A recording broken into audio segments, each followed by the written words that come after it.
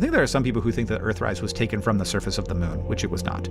But if you're on the moon, the Earth never sets. The Earth stays in the same spot in the sky forever. It'll like wibble a little bit around for various orbital mechanics reasons, but it basically stays in the exact same spot.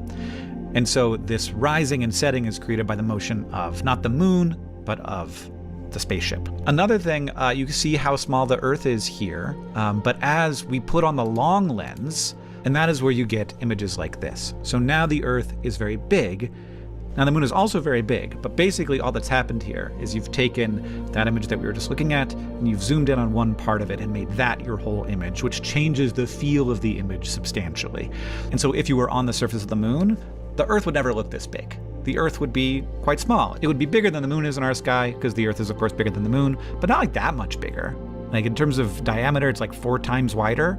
So that, it'd be bigger, but not this big. It would not be this giant globe in the sky. You'd get a much smaller view. And what's happening here is that they got the long lens on, and they're doing a super tight picture of the Earth over the horizon of the moon. And then the last thing you'll notice is that this has been moved. So all of these other images are from different perspectives, and all of these are fine perspectives. But from the orientation of the trajectory of the spacecraft, this would be side on.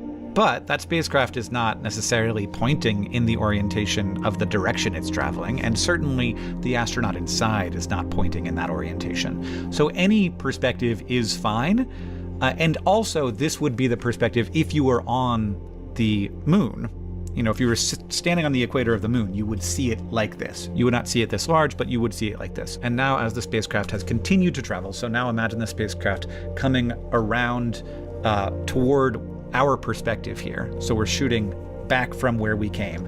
It is continuing to orbit the moon, and so the moon, from the perspective of the astronauts, the Earth is going to drop below the moon. So